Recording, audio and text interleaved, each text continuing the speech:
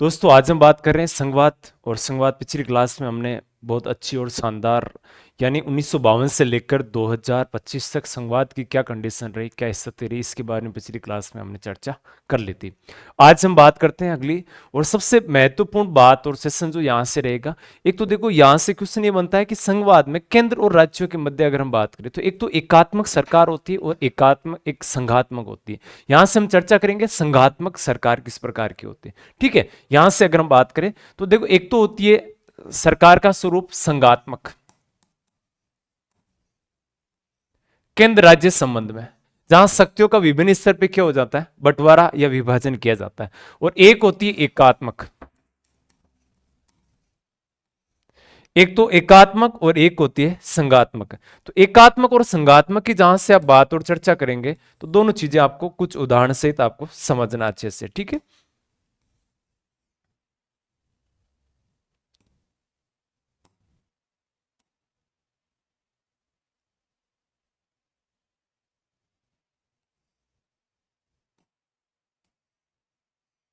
संघात्मक और एकात्मक।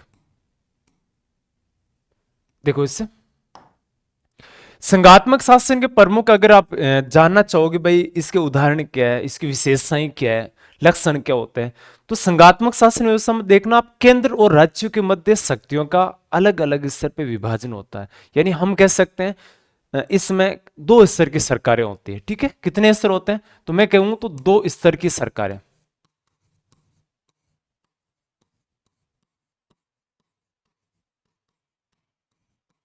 एक तो होगी केंद्र स्तर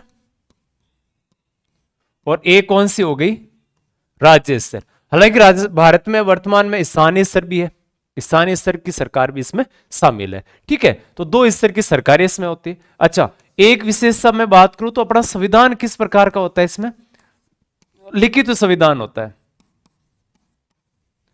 संविधान के प्रावधान संघात्मक शासन व्यवस्था में लिखित होता है। तो जहां लिखित संविधान उदाहरण मिले तो शासन व्यवस्था किस प्रकार का उदाहरण मिलेगा, संघात्मक का। ठीक है, अच्छे क्वेश्चन बनते हैं, ध्यान रखना यहां से। एक हमारा संविधान कैसा होता है, कठोर संविधान।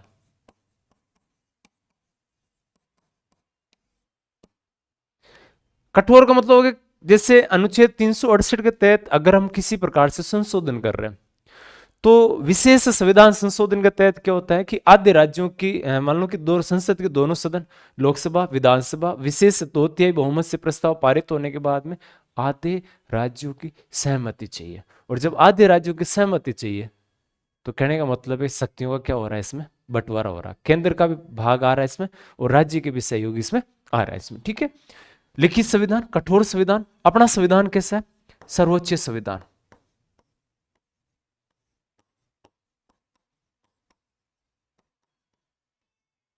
संविधान की जो सर्वोच्चता है ना वो भी इसका उदाहरण होती है। ठीक है, इसके अलावा मैं जैसे बात करूं तो अपनी न्यायपालिका एकीकृत है। किस प्रकार की न्यायपालिका, एकीकृत, वो तो है एकात्मक का उदाहरण है। आपसे पूछे ना कि न्यायपालिका निष्पक्ष है, निष्पक्ष, या ये कह दें न्यायपालिका सर्वोच्च,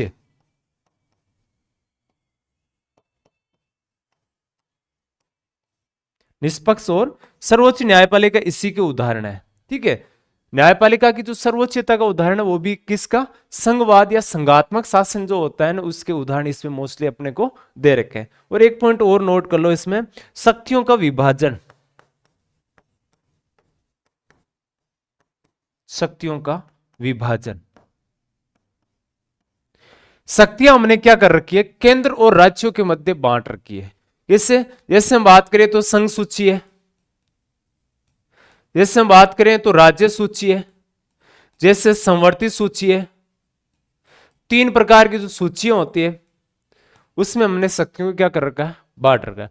अभी एक चीज, बांटना तो है संघात्मक में, और संघ सूची विशेष परिस्थिति में राज्य सूची, आपातकाल में राज्य सूची के विषय पर कानून बनाना, दोनों सरकारों में विवाद, मानो कि जब विवाद होता है तो कानून है वो केंद्र वाला मान्य होना, अवशिष्ट विषय केंद्र के पास होना, ये केंद्र के पास ज्यादा होना, एकात्मक के उदाहरण आते हैं। ठीक है, आपसे पूछने एकात्मक के क्या लक्षण होने चाहिए, एकात्मक शासन व्यवस्था के लक्षण आपसे पूछे तो आपको इसमें से कुछ जवाब देना। कैसे?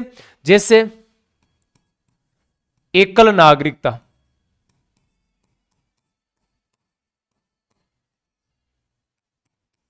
जैसे हमारा एक संविधान, एक निर्वाचन आयोग,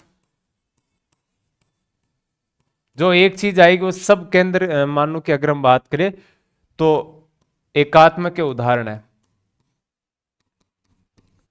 राज्यपाल की नियुक्ति,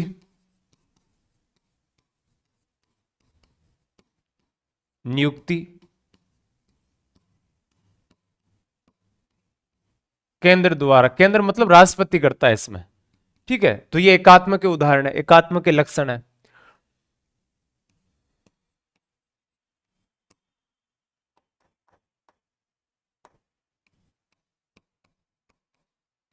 आपातकाल में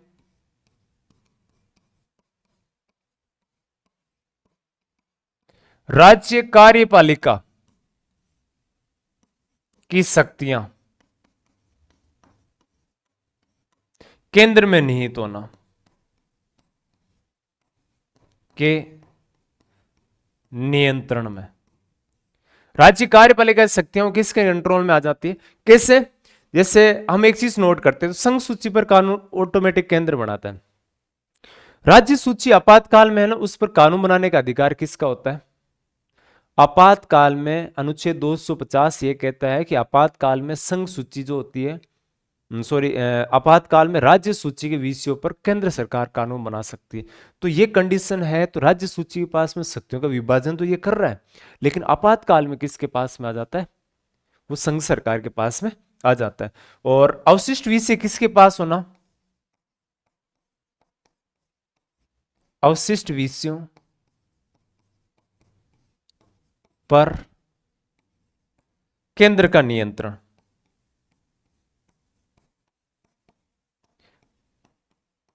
संघ सूची में 97 नंबर पॉइंट लिखा हुआ है, इसमें लिखा हुआ है अन्य विषय, और अन्य विषय का मतलब होता है जो बचे हुए अन्य जो अवशिष्ट विषय, और उन पर कंट्रोल किसका होता है?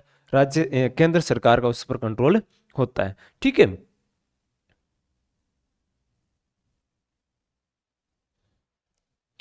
इसके अलावा भारतीय प्रशासनिक सेवाएं जितने भी है,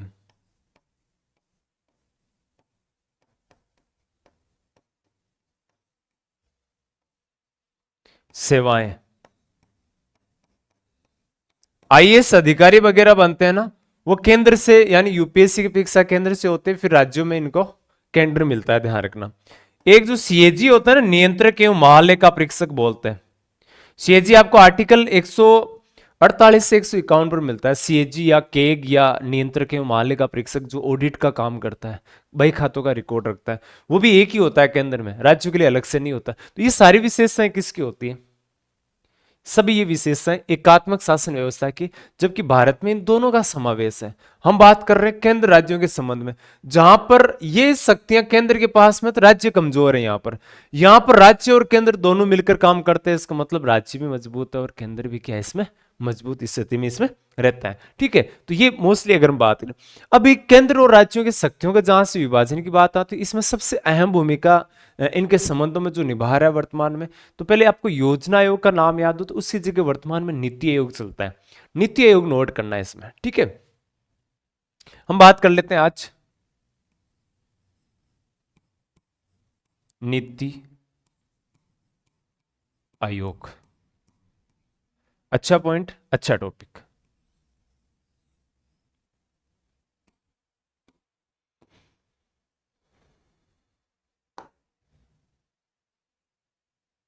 एक तो इसकी फुल फॉर्म नोट कर लेना आप,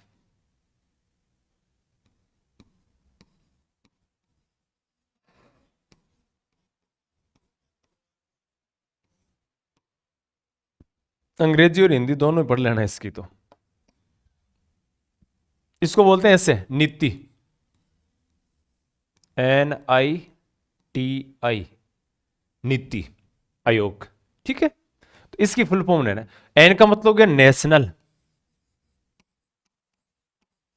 नेशनल इंस्टीट्यूट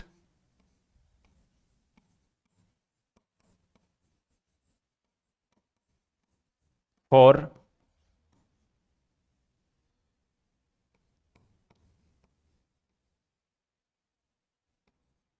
ट्रांसफॉर्मिंग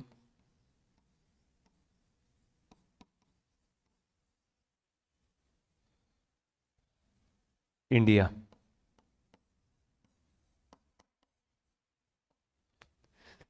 ठीक है, national institute for transforming India. आप हिंदी में इसका अर्थ लिखना चाहो तो आप लिख सकते हो हिंदी में,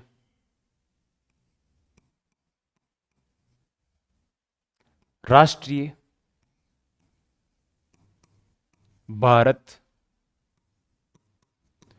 परिवर्तन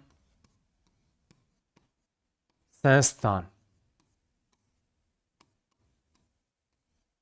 ठीक है, हिंदी में आप इस शब्द को दोनों नोट कर सकते हो। फुल फॉर्म यानी थोड़ा सा वर्तमान सरकार के अकॉर्डिंग आप नोट करोगे ना, तो ये चीज आपके दोनों तरफ से मोस्टली काम की चीज है इसमें। ठीक है, तो दोनों चीजें इसके अकॉर्डिंग आपको नोट करना है। दूसरी बात,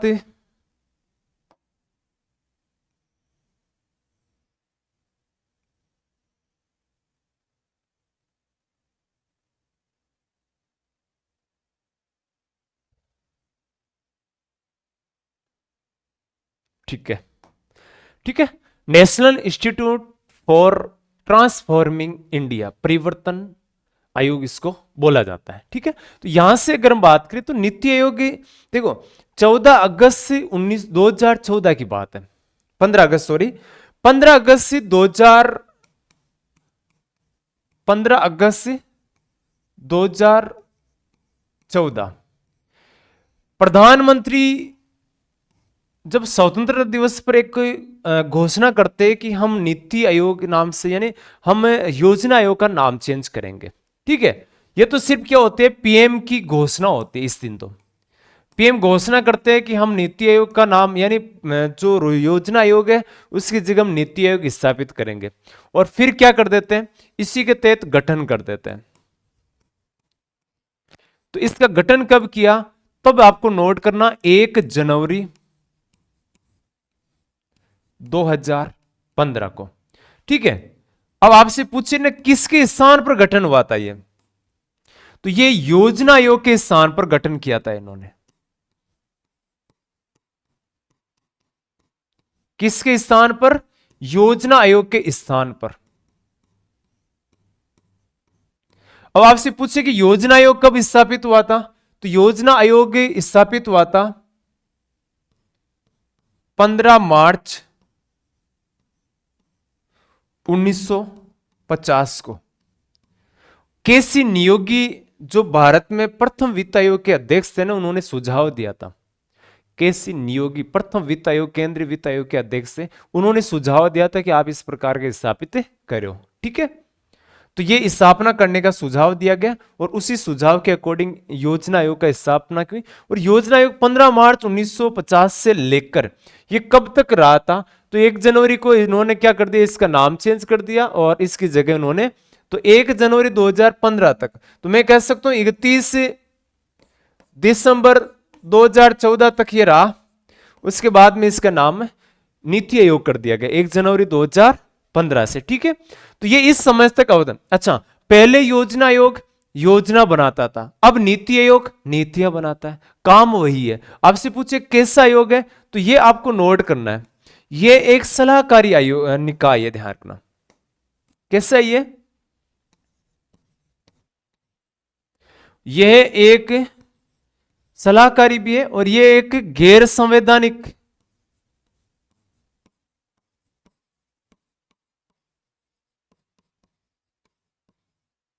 गैर संवैधानिक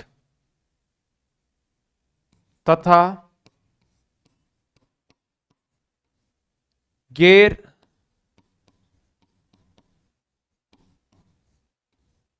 संविधिक निकाय है। क्यों है, क्योंकि केंद्र सरकार या भारत सरकार द्वारा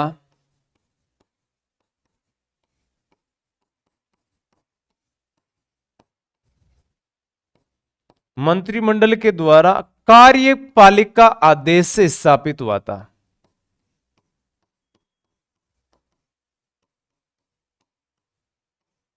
ठीक है, किसके द्वारा स्थापित हुआ? एक कार्यपालिका आदेश आता है, उसके तहत इसकी स्थापना की जाती है। तो ये किस प्रकार का आयोग हुआ? तो ये गैर संवैधानिक निकाय, यानी गैर संवैधानिक, और दूसरा गैर वैधानिक हो गया। ठीक है,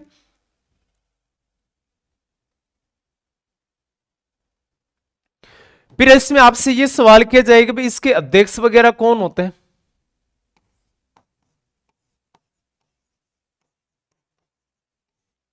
तो अध्यक्ष हमेशा ध्यान रखना प्रधानमंत्री होता है, और जो भी प्रधानमंत्री होगा वो नीति आयोग का क्या होगा? अध्यक्ष होगा। और जैसे कैसे? तो जिस प्रकार से योजना आयोग का अध्यक्ष होता था प्रधानमंत्री, उसी प्रकार से नीति आयोग का अध्यक्ष होगा। ठीक है, और इसमें एक पद होता है उपाध्यक्ष का, एक होता है उपाध्यक्ष। उपाध्यक्ष के बारे में आपसे पूछे ना, तो अब तक हम बात करें तो एक तो देखो अरविंद पनगड़िया जो उपाध्यक्ष रहे थे पहली बार जब 2015 में गठन हुआ था उस समय, फिर राजीव कुमार रहे थे, फिर सुमन के बेरी वर्तमान में इसके उपाध्यक्ष है। दोनों तीन चीजें मैं तीनों ही नोट कर रहा हूं इसमें। ठीक है, प्रथम उपाध्यक्ष तो कौन रहे थे? अरविंद पनगड़िया। अरविंद पनगड़िया वही व्यक्ति है जो वर्तमान में क्या है? वर्तमान में 16 वित्त आयोग के अध्यक्ष बनाए गए, अरविंद पनगड़िया।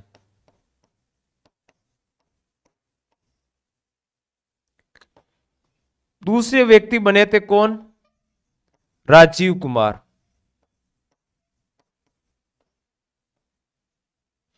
और वर्तमान में कौन है?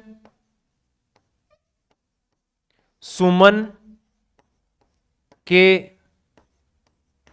बेरी, ये वर्तमान में है, ध्यान रखना। तो तीन उपाध्यक्ष रह चुके हैं। ठीक है, एक पद इसमें और होता है, सीईओ।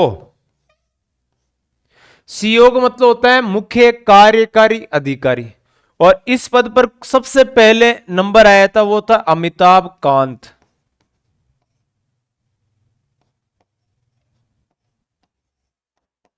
प्रथम सीईओ बनते हैं।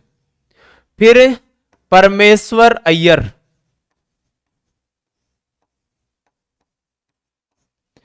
और उसके बाद में B V doctor BVR Subramaniam.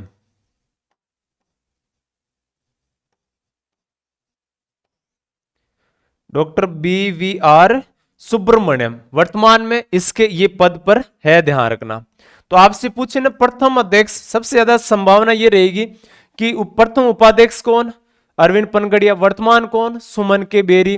प्रथम सीईओ यानी मुख्य कार्यकारी अधिकारी कौन? अमिताभ कांत। वर्तमान कौन? परमेश्वर अय्यर। सुब्रमण्यम स्वामी वर्तमान में, सॉरी परमेश्वर अय्यर दूसरे थे। ठीक है, तो ये नीति आयोग के क्या बने? अध्यक्ष और उपाध्यक्ष। और सबसे ज्यादा सवाल यहां से पूछे तो भाई इसका नीति आयोग का क्या उद्देश्य है, क्यों स्थापना की गई? इसकी उद्देश्य क्या है? तो उद्देश्य है भारत सरकार को राष्ट्रीय और अंतर्राष्ट्रीय मामलों में नीतियों के निर्माण में सलाह देना, परामर्श देना। ठीक है, और एक ये दो हब केंद्र बिंदु क्या है? तो टीम इंडिया शिक्षा और नवाचार पर काम करता है, बाकी खोज करना, मूल्यांकन करते रहना, इन कार्यों को ये समय समय पर करता रहता है। तो ये कार्य इनके होते हैं मोस्टली। ठीक है, तो मैं ये कह दूं कि नीति आयोग क्या कार्य करते हैं, तो एक चीज और नोट करना, इसके कार्य क्या है। पहला कार्य तो आपको कौन सा नोट करना है इसमें से? नीति आयोग पहला कार्य क्या करेगा? तो ये भारत सरकार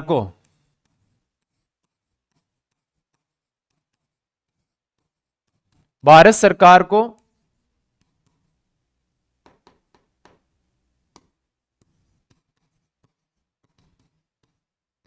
राष्ट्रीय अंतरराष्ट्रीय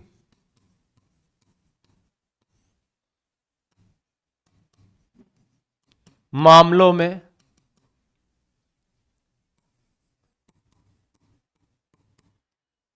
नीतियों के निर्माण में सहयोग। दूसरी बात, इसके दो हब है, ध्यान रखना। हब का मतलब होता है केंद्र बिंदु। एक तो कौन सा? Team India. दूसरा कौन सा? शिक्षा व नवाचार। शिक्षा की जगह कई बार ज्ञान भी लिखा जाता है।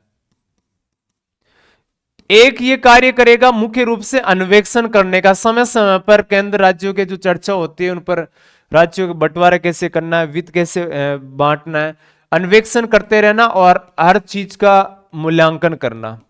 मूल्यांकन मैंने जैसे कहा था कि ये क्या कर रहा है आजकल नीति आयोग, क्या करता है, ये रैंक जारी करता है।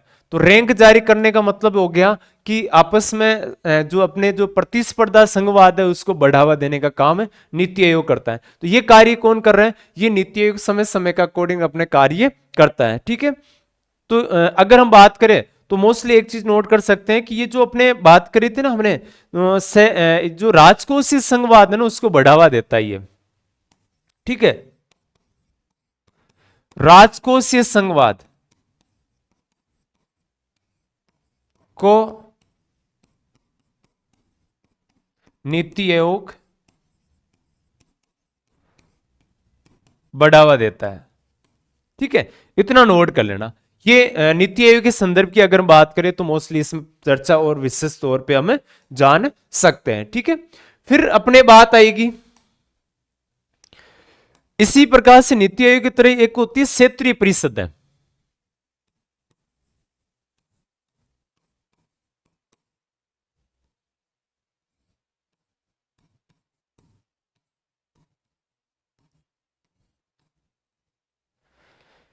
क्षेत्रीय परिषदों की जरूरत क्यों पड़ी,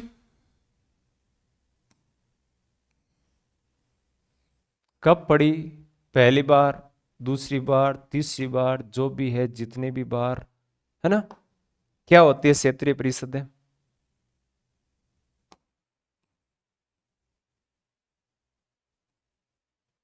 उनकी बात कर लेते हैं।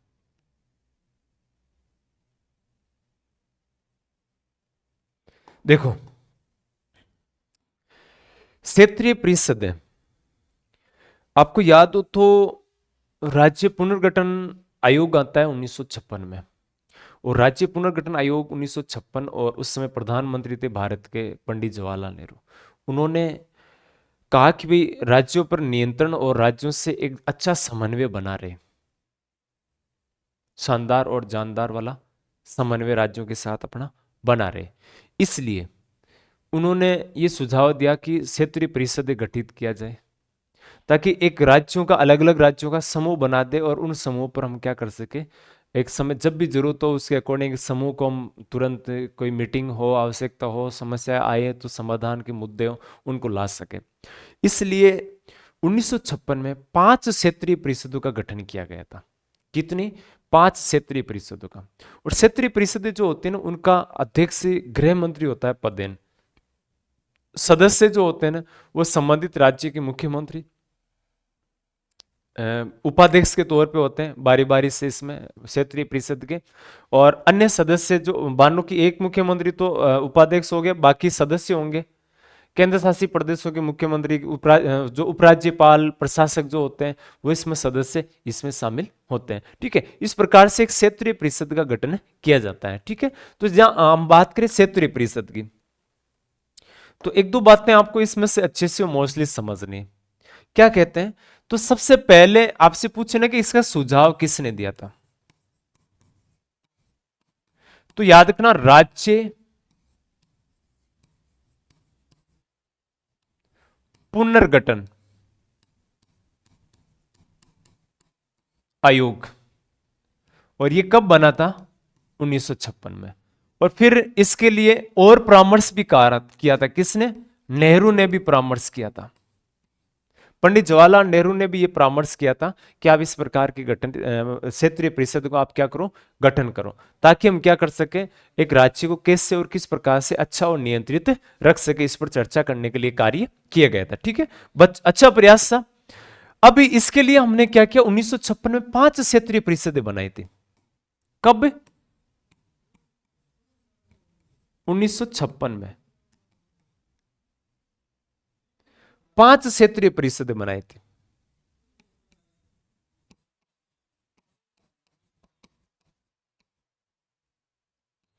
परिषदों का गठन,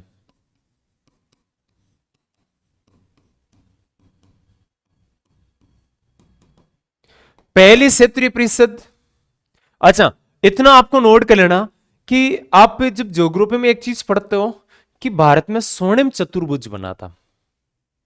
स्वर्णिम चतुर्भुज, जब आप भारत का मैप देखते हो इस प्रकार से कि ये भारत का मैप है,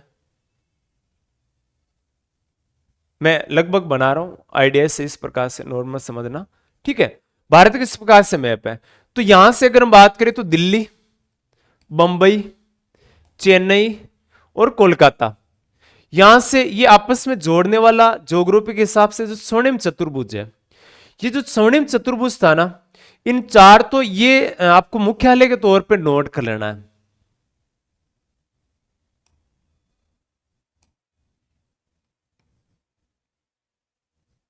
ठीक है, तो सबसे पहले मैं बात करूं तो उत्तरी क्षेत्रीय परिषद,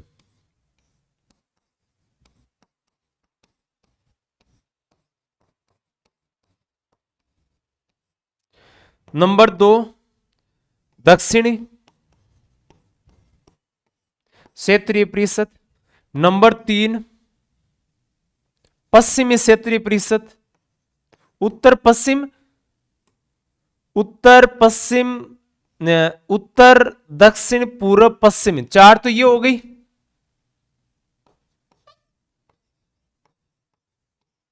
पूर्वी, और पांचवी हो गई मध्य।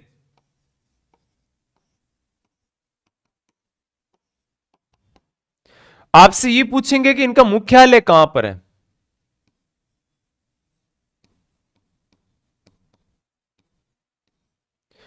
तो उत्तरी क्षेत्रीय परिषद का मुख्यालय है नई दिल्ली में।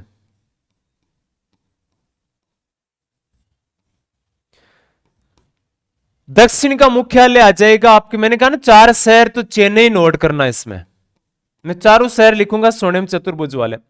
पश्चिम का आपको नोट करना है तो आ जाएगा मुंबई। दक्षिण यानी पूर्वी का मुख्यालय आ जाएगा आपके कोलकाता,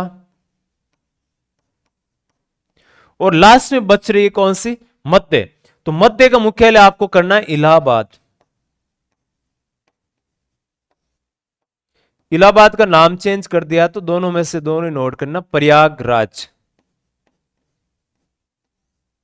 इलाहाबाद या प्रयागराज इसमें बोलते हैं। तो ये क्षेत्रीय परिषद कितने हो गए अपने पास में, तो याद रखना 5 क्षेत्रीय परिषद हो गए। फिर हमने क्या किया, छठी भी बनाएंगे। फिर आपको नोट करना कि ये जो उत्तरी क्षेत्रीय परिषद है ना, इसमें कौन से राज्य आते हैं, ये लिखना। क्यों लिखना है, क्योंकि राजस्थान इसमें आता है, इसलिए विशेष कर लिखना आपको। ठीक है, इसमें एक तो आ जाएगा राजस्थान। थोड़ा सा राजस्थान के पड़ोसी राज्यों के नाम की बात करें तो पंजाब आ जाएगा, मैं शॉर्ट में लिख रहा हूं, पंजाब, हरियाणा, हिमाचल प्रदेश, जम्मू एंड कश्मीर और लद्दाख।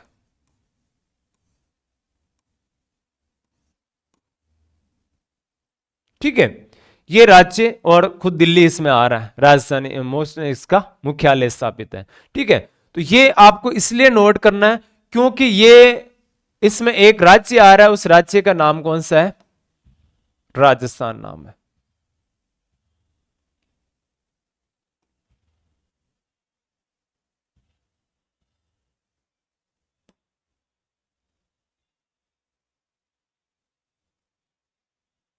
ठीक है, ठीक है, तो ये इसके अकॉर्डिंग आपको थोड़ा सा हाईलाइट करना, वो कौन सा राज्य आ जाएगा, राजस्थान। बाकी का आपको नोट, ये सब के सब कब स्थापित हो गए, ये 1956 में स्थापित होगा। फिर छठी, फिर आपको याद हो तो पूर्वोत्तर के जो राज्य है, पूर्व को उत्तर के राज्य, मतलब जो 7 राज्य, कौन से 7 राज्य, जो अपने जिसको हम कहा जाता है 7 सिस्टर्स बोलते हो आप। ठीक है, अरुणाचल प्रदेश, मिजोरम है, मेघालय, असम है, त्रिपुरा है, ठीक है, मणिपुर है, ये जो राज्य आते हैं, इन राज्यों के लिए एक अलग से परिषद का गठन किया गया, और वो अलग परिषद कौन सी बनाई गई इनके लिए, वो थी उत्तरी पूर्वी परिषद, और इसका मुख्यालय रखा गया था, मेघालय की राजधानी है शिलोंग। शिलोंग कहां पर है, मेघालय। अब इसमें से आपसे क्या पूछेंगे, इससे आपसे पूछेंगे ये जो लास्ट में स्थापित की गई थी ना उत्तरी पूर्वी वाली, ये कब स्थापित की थी, ये सवाल पूछेंगे। तो एक तो नोट करना है 1972 में स्थापना की गई थी इसकी। एक आता है 1971 का और उसके तहत 1972 में पूर्वोत्तर या उत्तर पूर्व ऐसे लिखना है इसको, उत्तरी पूर्व यानी पूर्वोत्तर लिखते हैं इसको, है ना, पूर्वोत्तर। ठीक है, पूर्व और उत्तर दोनों आ गए।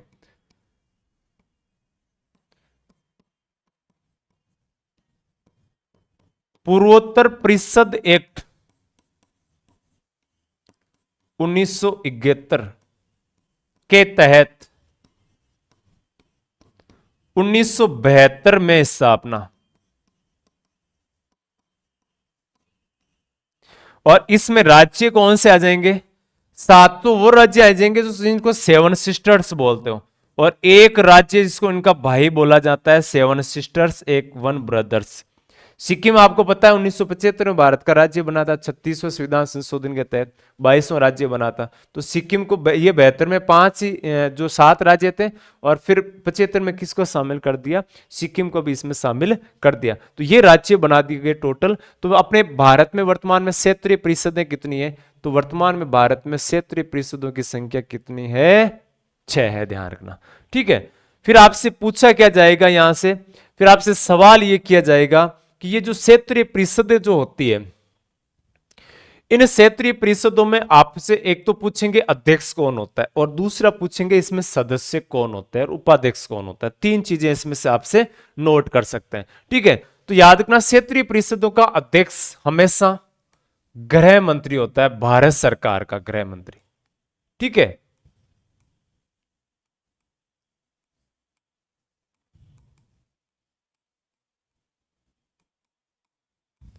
ये पदेन होगा, ध्यान रखना, जो भी इस पद पर आएगा वही भारत का क्या होगा, इसमें इसके अध्यक्ष के पद पर रहेंगे। ठीक है, उपाध्यक्ष हम बात कर ही चुके हैं,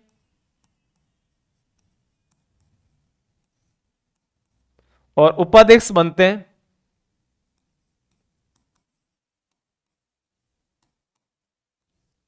संबंधित राज्य के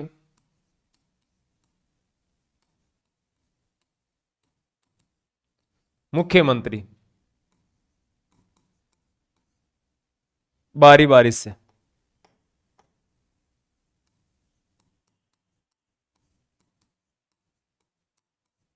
ठीक है, प्रतिवर्ष होते हैं, ध्यान रखना ये।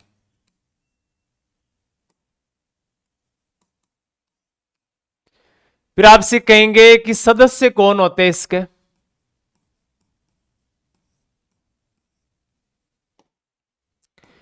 इस सदस्य मान लो कि जैसे राजस्थान में ये इतने राज्य इसमें उत्तरी परिषद में, तो मान लो राजस्थान के मुख्यमंत्री इसके अध्यक्ष बन गए, तो बाकी के मुख्यमंत्री क्या बन जाएंगे, इसमें सदस्य सारे के सारे।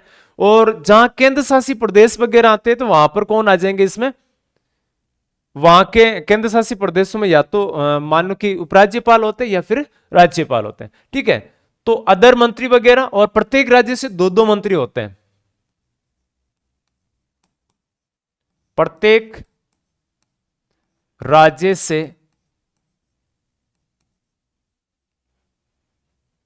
2-2 मंत्री,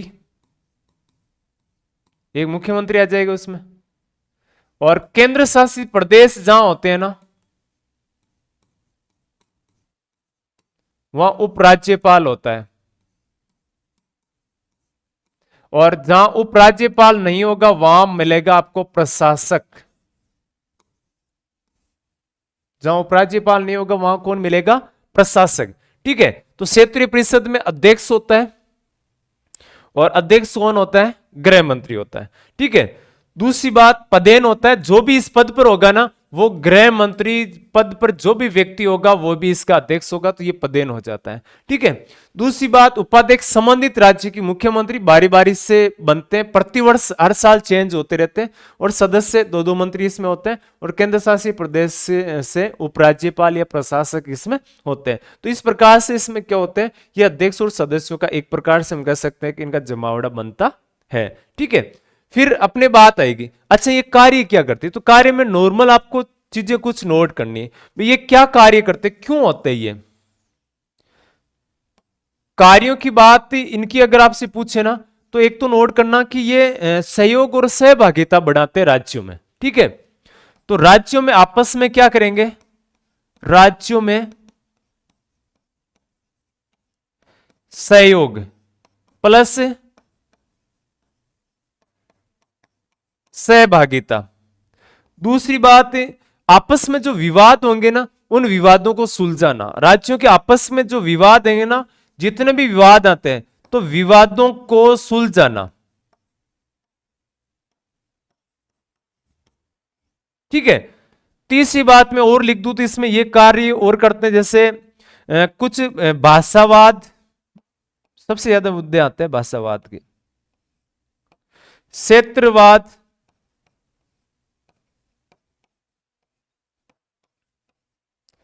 अलगाववाद,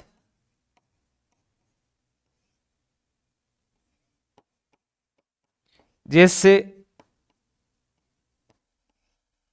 मामलों पर समाधान कर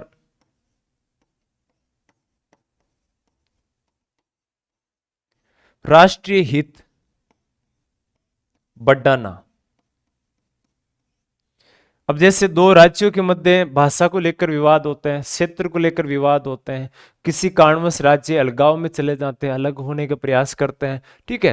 राज्यों में आपस में सहयोग बनाना, विवाद जितने भी होते हैं उनको सुलझा कर, कैसे विवाद, कैसे इनमें जो विवाद आएंगे वो किस प्रकार के, जैसे ऐसे मानो कि जैसे सामाजिक विवाद है, राजनीतिक कोई विवाद है, आर्थिक और राज्यों के विवाद है, ऐसे विवादों को सुलझाना और आपस में सहयोग और समन्वय स्थापित करने का प्रयास इसमें किया जाता है। तो इस प्रकार की विचारधारा इसमें क्या होती है, क्षेत्रीय परिषदों के माध्यम से क्रिएट की जाती है। ठीक है। तो ये चीज आपको क्या करनी है, क्षेत्रीय परिषदों में आपको अच्छे से नोट करनी है।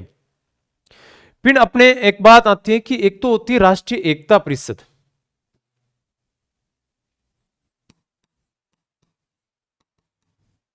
राष्ट्रीय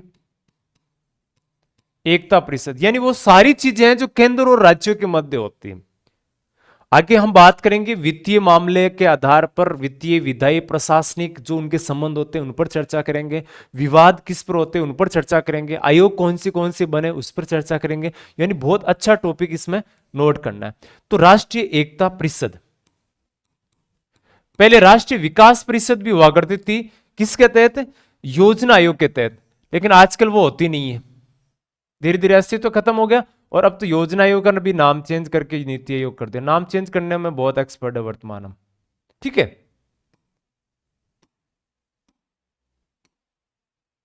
ठीक है। राष्ट्रीय एकता परिषद, एकता परिषद में आपको ज्यादा कुछ नहीं जानना, बस पहली बात तो यह कि गठन कौन करता है, और दूसरी बात गठन हुआ कब, तो 1961 में गठन हुआ था। पहली बैठक कब हुई, पहली बैठक 1962 में हो गई इसकी।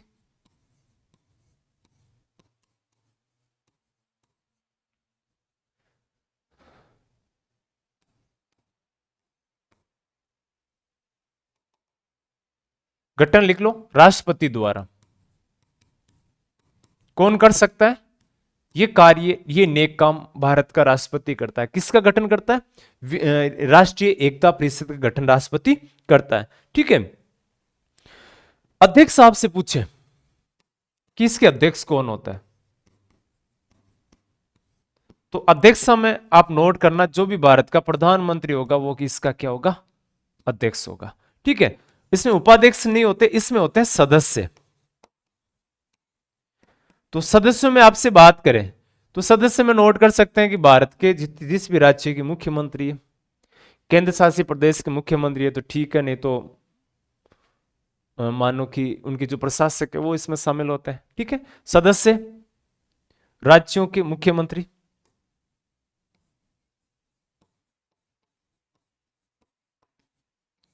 और कौन होते हैं?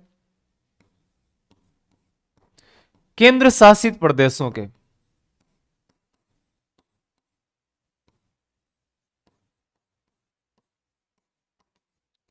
मुख्यमंत्री या प्रशासक, जहां पर राष्ट्रपति शासन लगा होता है ना कभी कभार, जैसे अभी वर्तमान में मणिपुर में लगा हुआ है।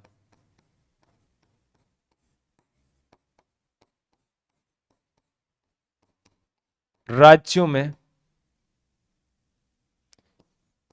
राज्यों यहां पर राष्ट्रपति शासन लगा हो तो तब यहां पर शामिल करेंगे राज्यपाल को, इसमें शामिल होते हैं। और इसके अलावा आयोग जो होते हैं ना, उनके अध्यक्ष भी बुलाए जाते हैं इसमें। और आयोगों के अध्यक्षों के अलावा मीडिया प्रभारी जो भी होते हैं ना, मीडिया को भी आमंत्रित किया जाता है। भाई एकता में मीडिया का तो बहुत बड़ा रोल होता है, इसमें अच्छा रोल होता है कि एकता बिगाड़ भी सकते हैं और बना भी सकते हैं। इतना कार्य किसके द्वारा किया जाता है? तो ये राष्ट्रीय एकता परिषद, और एकता स्थापित करने के लिए ये मीटिंगें वगैरह करते हैं। 1961 में इस परिषद का क्या हुआ था? गठन हुआ था। ठीक है, तो ये भी संस्था के तौर पर आपको, यानी नीति आयोग हमने बात की, अच्छा अच्छे से क्षेत्रीय परिषदों की हमने बात की, राष्ट्रीय एकता परिषद की बात की। तो हम बात कर लेते हैं किसके बारे में? अंतर्राज्यीय परिषद।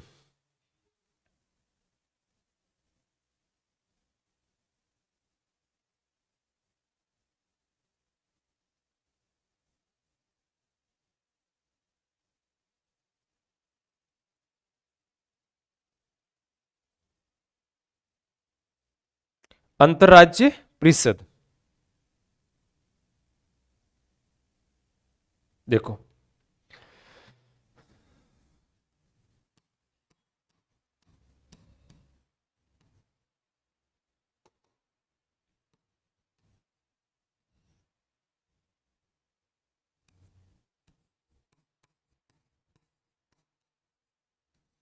नाम से पता चल रहा है क्या काम करेंगी। काम बहुत शानदार है, इनका ध्यान रखना। आपने अनुच्छेद मेरे हिसाब से 263 बहुत अच्छे से पढ़ा होगा, अगर पढ़ा है तो ये उसमें बातें कुछ मिलेगी आपको। अंतर्राज्यीय परिषद क्या कहते हैं? अंतर्राज्यीय परिषद राज्यों के मध्य होते। एक तो आपको नोट करना है, ये परिषद संवैधानिक है, ध्यान रखना। कैसी है? संवैधानिक है। अनुच्छेद किस में उल्लेख मिलेगा इसका? 263 में मिलेगा। कौन से आर्टिकल में? अच्छी लॉइन नहीं, ध्यान रखना, संवैधानिक है। और जिसका अनुच्छेद में उल्लेख है इसका मतलब क्या होता? जिसका अनुच्छेद में उल्लेख है इसका मतलब कैसी परिषद हो गई है? संवैधानिक निकाय या संवैधानिक परिषद हो गई। ठीक है, क्योंकि 263 में इसका उल्लेख है, 262 में है, नदियों के प्राधिकरण के संबंध में बात करता है। लेकिन ये अंतर्राज्यीय परिषद है, तो ये राज्यों के मध्य क्या करती है? कार्य करती है। ठीक है, ये इसका पहला, अब मान लो कि इसकी सुझाव की बात करें तो आपको एक तो प्रथम प्रशासनिक सुधार आया था 1966 में, और एक सरकारी आयोग आता है 1983 में, जो जनवरी 1988 में रिपोर्ट देता है। उन्होंने इस प्रकार की परिषद का सुझाव दिया था और उसके तहत हमने स्थापित भी की थी। क्या करेगा ये संघ? सरकार और राज्य या राज्यों के मध्य एक तो सहयोग और समन्वय स्थापित करने का काम करता है। क्या कार्य इनका होता है? देखो पॉइंट नोट करना यहां से।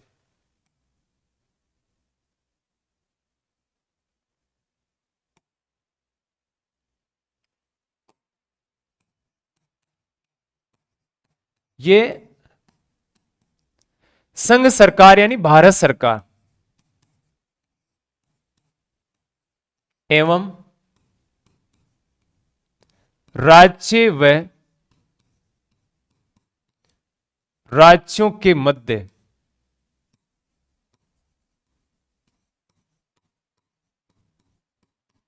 सहयोग व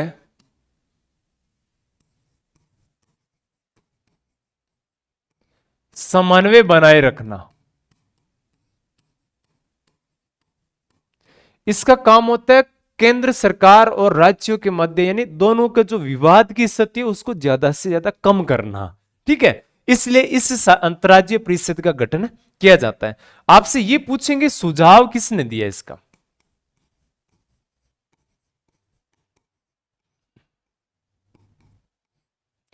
एक तो सुझाव दिया था प्रथम प्रशासनिक सुधार,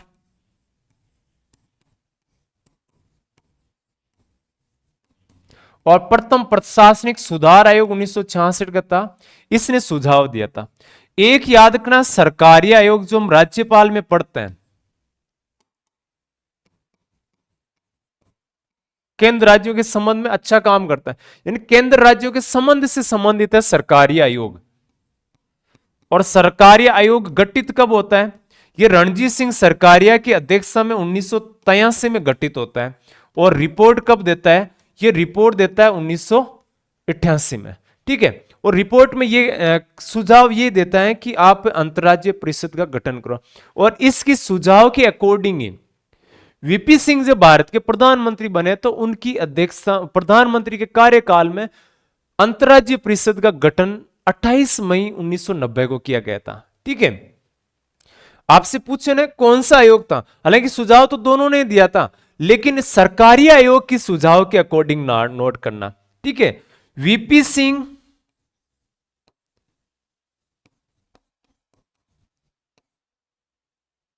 के प्रधानमंत्री काल में, ये लिख दूं मैं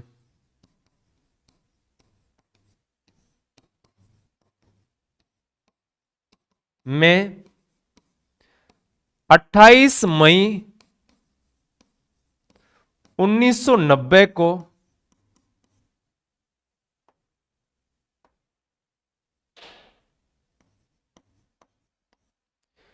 इस परिषद का गठन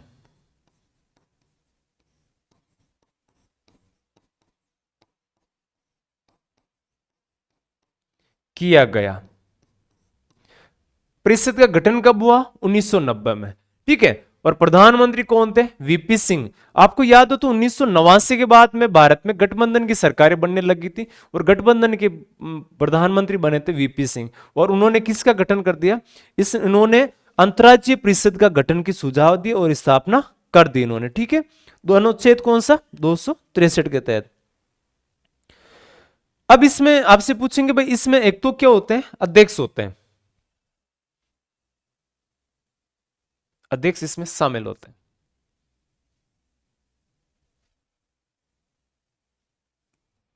गठन में क्या होता है, गठन नहीं लिखा ना, गठन।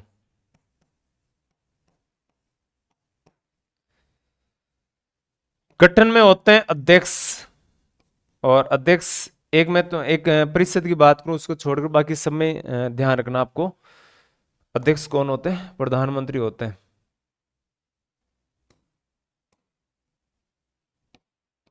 प्रधानमंत्री।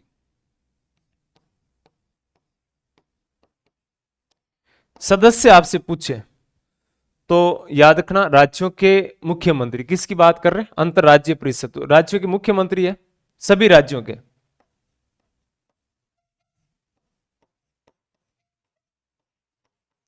सभी राज्यों के क्या आ जाएंगे इसमें, मुख्यमंत्री आ जाएंगे। ठीक है,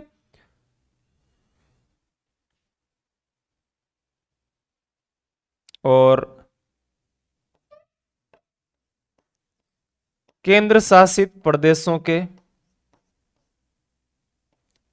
मुख्यमंत्री, या जिसमें विधानसभा नहीं है वहां पर कौन होंगे, प्रशासक होंगे। ठीक है, उपराज्यपाल की तरह होते हैं, जहां उपराज्यपाल वहां विधानसभा है। ठीक है, और जहां पर राष्ट्रपति शासन लगा है वहां पर कौन आ जाएंगे,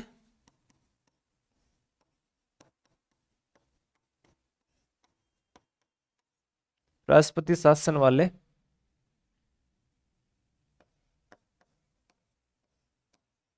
राज्य के राज्यपाल। और कौन आ जाएंगे इसमें, पीएम द्वारा नामित 6 कैबिनेट मंत्री।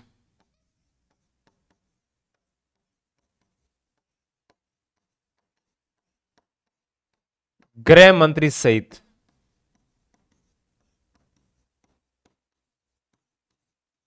ठीक है, ये इसमें क्या होते हैं, सदस्य के तौर पे शामिल होते हैं।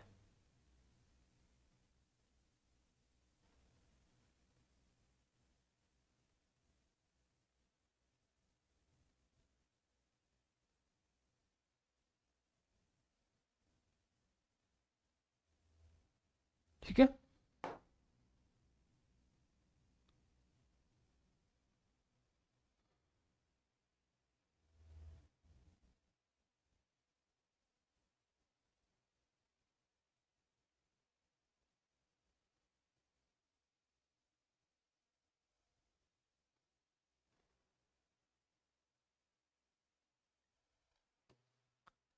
इसमें देखो, हाँ इसमें एक लाइन आई है हटाना अपने को ना।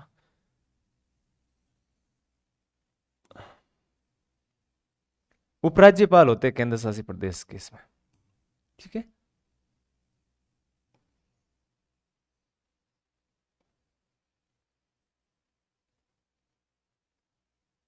आयोगों के अध्यक्ष तो होते हैं।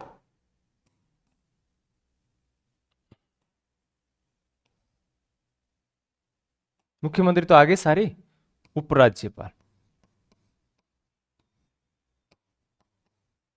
ठीक है, वो इसमें क्या होते हैं, शामिल होते हैं, या कहीं उपराज्यपाल नहीं है तो वहां पर क्या हो जाएंगे, प्रशासक होते हैं, वो भी इसमें शामिल होते हैं। ठीक है, ये चीजें आपको नोट कर लेने। बाकी देखो आगे, अंतर्राज्यीय परिषद अनुच्छेद कौन सा है, 263। बहुत अच्छी बात है, ध्यान ध्यान देना थोड़ा सा इसमें। और इसमें अगर मैं बात करूं तो संवैधानिक परिषद है, ये संघ सरकार और राज्य सरकारों, जो राज्यों के मध्य जो सहयोग है ना, समन्वय है, उसको बनाए रखने का काम करते हैं। सुझाव, प्रथम प्रशासनिक सुधार आयोग ने सुझाव दिया था, लेकिन ये जो स्थापना हुई थी ना, वो सरकारी आयोग की स्थापना यानी सुझाव पर हुआ था। क्योंकि सरकारी आयोग ने 88 में रिपोर्ट दी थी और 90 में क्या कर दिया हमने, इसको मानो की स्थापना कर दी थी, परिषद का गठन और स्थापना कर चुके हैं। ठीक है, इसके अध्यक्ष हमेशा याद रखना प्रधानमंत्री होते हैं, और सदस्य सभी राज्य के मुख्यमंत्री आ जाएंगे, केंद्र शासित प्रदेशों के मुख्यमंत्री या प्रशासक है। राष्ट्रपति शासन वाले जो राज्य है ना, वहां के राज्यपाल ध्यान रखना अंतर्राज्यीय परिषद में शामिल होते हैं, क्योंकि पावर राज्यपाल के पास होता है और एजेंट के तौर पर काम करता है राज्यपाल। 6 कैबिनेट मंत्री होंगे, जिसमें राज्य का जो गृह मंत्री होगा ना उस क्षेत्र का, वो भी इसमें क्या होता है, शामिल होता है। एक चीज हम अक्सर क्या करते हैं, पढ़ते हैं, और उसमें आपको अक्सर थोड़ा सा ध्यान देना, कौन सा, कि एक आर्टिकल हम जैसे बात करें ना, तो अनुच्छेद 262 के तहत आता है। वो होता है नदियों का जो पानी होता है ना, नदियों का जल है या जल स्रोत है, जो दो राज्यों के मध्य है। तो दो राज्यों के मध्य नदियों का जो पानी होता है, तो उन नदियों के पानी को बंटवारे को लेकर अक्सर राज्यों में क्या होता है, विवाद होता है। ठीक है, तो इसके लिए हमने नदियों का न्यायाधिकरण स्थापित किया, अंतर्राज्यीय जल विवाद को बोलते हैं इसको, अंतर्राज्यीय जल विवाद। और आर्टिकल कौन सा है, 262 है। अब इसमें कर क्या सकते हैं भाई, जल विवाद तो होगा, लेकिन इसमें पावर किसी को कोई मिलते हैं क्या, अधिकार वगैरह इसमें देते हैं किसी को, तो बिल्कुल देते हैं। ध्यान रखना कैसे, भारतीय संसद के पास में अधिकार है कि संसद चाहे तो कानून बना सकती है, 262 के तहत। यानी दो राज्यों के मध्य, यानी एक नदी एक राज्य से निकलकर 3-4 राज्यों में बहती है, तो कौन सा राज्य उसके पानी का प्रयोग करेगा, या कोई झील है जो दो राज्यों के बॉर्डर पे आ जाती है ऐसी स्थिति में, या कोई नदी है जो 2-3 राज्यों में आती है, तो विवाद इसमें होते हैं। जैसे राजस्थान है, तो अपने राजस्थान में नर्मदा नहर जो आती है ना, वो एक विवाद के क्षेत्र में, राजस्थान भी चाहता है कि हमें ज्यादा पानी मिले इस नदी का। ठीक है, तो हर राज्य ऐसा चाहते हैं कि हमें ज्यादा मिले। कावेरी नदी है, जैसे कर्नाटक है, तमिलनाडु है, पुदुचेरी है, ठीक है, केरल है, इन 4 राज्यों के मध्य विवाद बना, तो कावेरी नदी के विवाद को सुलझाने के लिए कावेरी नदी न्यायाधिकरण 1990 में स्थापित किया। ठीक है, तो 1990 में स्थापित किया, तो उसका काम क्या, अब न्यायाधिकरण कैसे बंटवारा करेगा, तो इसके तहत ही अंतर्राज्यीय जल विवाद की बात इसमें आती है। तो भारतीय संसद ने क्या किया इस अनुच्छेद के तहत, नदीय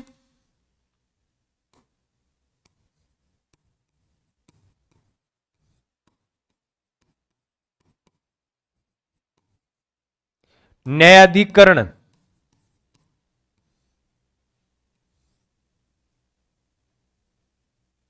न्यायाधिकरण को बोलते हैं ट्रिब्यूनल, का गठन किया। किसका गठन किया इस आर्टिकल के तहत? नदीय न्यायाधिकरण का गठन किया। और इसका गठन क्यों कर सकते हैं?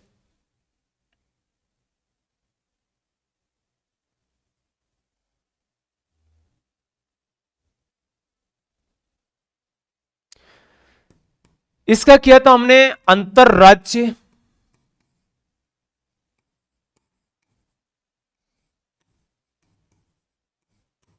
जल विवाद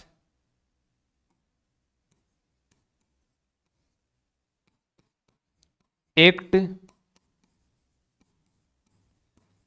1956 के तहत एक्ट बनाया था हमने, और उसके तहत हमने नदीय न्यायाधिकरण यानी ट्रिब्यूनल का गठन किया। अब हर राज्य में जब भी नदी का जल का विवाद होता है तो हम क्या कर लेते हैं, उसके लिए इसके गठन कर लेते हैं। ठीक है,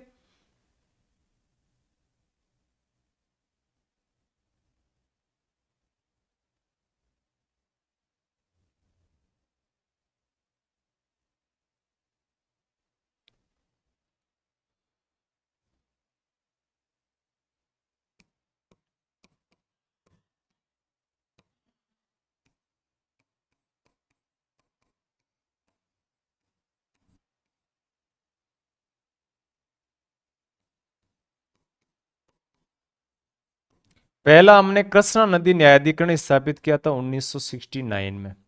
फिर नर्मदा नदी, गोदावरी नदी, और जैसे कावेरी नदी, अब तक अब तक 8 न्यायाधिकरण गठित कर चुके हैं।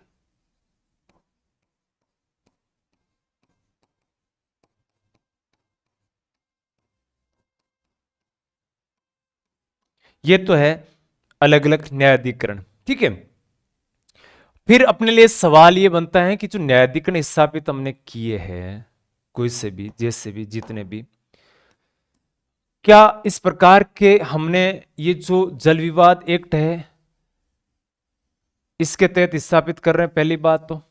फिर हमने 2017 में भारत सरकार, प्रधानमंत्री नरेंद्र मोदी बने थे, और उन्होंने एक ऐसा किया कि इसमें एक संशोधन किया, और संशोधन कहा कि भाई जैसे कृष्णा नदी का विवाद है, नर्मदा नदी का विवाद है, कावेरी नदी का विवाद है, ठीक है, इस प्रकार से अलग अलग नदियों का जो विवाद होता है, उन विवादों के आधार पर ये जो गठित कर रहे हो आप, तो सबसे बड़ी बात अपने लिए तो ये आती है कि क्यों ना सबका एक ही न्यायाधिकरण गठित कर लिया जाए, सब उसी को सुने। फिर ये प्रावधान किया गया। भाई इसमें देखो पहला कब स्थापित हुआ, तो मैं नदियों के नाम लिख रहा हूं। पहला कृष्णा नदी का,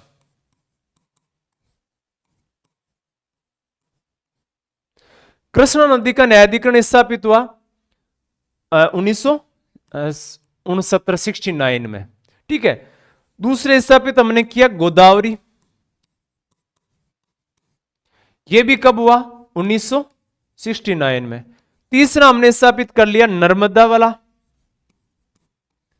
जल विवाद, ये तीनों के तीनों एक साथ ही हुए थे 1969 में, 69 में। ठीक है, फिर हमने बात कर लिया रावी व्यास सतलज, सॉरी रावी व्यास जल विवाद, और रावी व्यास से राजस्थान से जुड़ा हुआ है, ध्यान रखना। इससे कौन जुड़ा, कौन सा राज्य जुड़ा हुआ है, राजस्थान भी इसी से जुड़ा हुआ है। ये स्थापित हमने कर लिया 1986 में। और पांचवा नदी की बात करें तो कावेरी नदी हमने कहा था कि 90 में स्थापित। कावेरी नदी का विवाद जल 1900 यानी नदीय न्यायाधिकरण है, सारा जल विभाजन से संबंधित जुड़ा हुआ है। फिर हमने स्थापित कर लिया था वंशधारा, एक नदी और बहती है,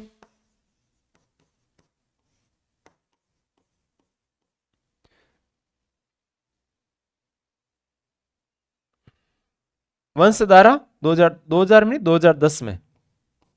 ठीक है, एक नदी की और हम बात करें तो महादायी नदी है, ये भी 2010 का है। और आठवीं नदी जो हमने महानदी है, ध्यान रखना, ये नया है, थोड़ा ध्यान देना। और महानदी पर हमने न्यायाधिकरण स्थापित कर लिया कब, 2018 में। तो यहां से मैं एक चीज बात करूं, तो ये जो नदियों का प्राधिकरण अलग अलग आधार पे आप स्थापित करोगे तो इसको हम समझ सकते हैं, ठीक है। तो इस आधार पर हम ले सकते हैं कि भी कौन से क्षेत्र है, किस में आते हैं नहीं आते, जो भी है जिस भी आधार पर आप थोड़ा सा समझ लेना, ठीक है। पहला आ जाएगा इसी में है, ठीक है। पहला मैं ये लिख दूं, ये पहला। अब 2017 में नरेंद्र मोदी सरकार ने क्या किया, इसमें जो अंतर्राज्यीय जल विवाद है इसमें थोड़ा सा बदलाव किया। क्या नाम कर दिया, अंतर्राज्यीय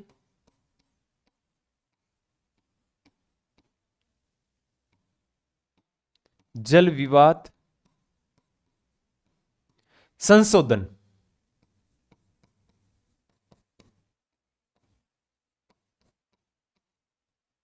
एक्ट 2017।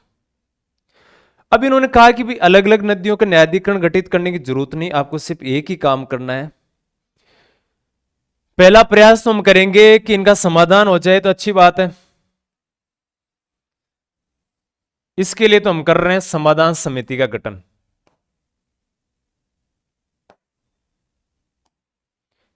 एक तो क्या गठित होगी, समाधान समिति। ये प्रावधान किए, ध्यान रखना इसमें, इसका गठन करेंगे। एक ही इनका सबका एक ही बनाएंगे हम पूरा मिला के।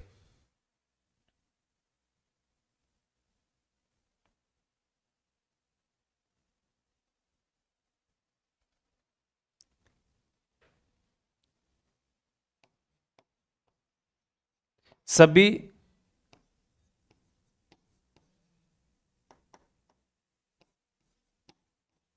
नदियों व जल विवाद के लिए एक ही न्यायाधिकरण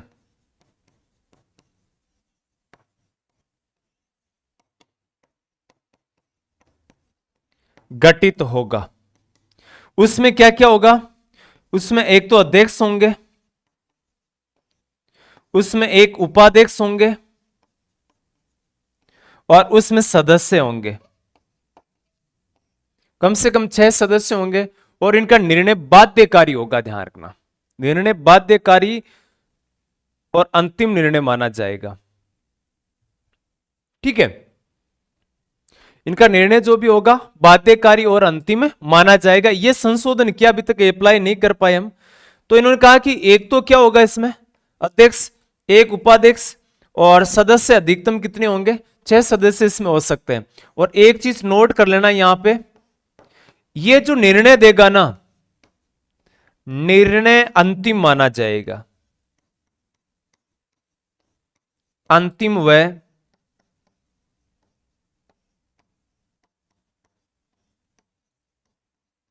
बाध्यकारी होगा।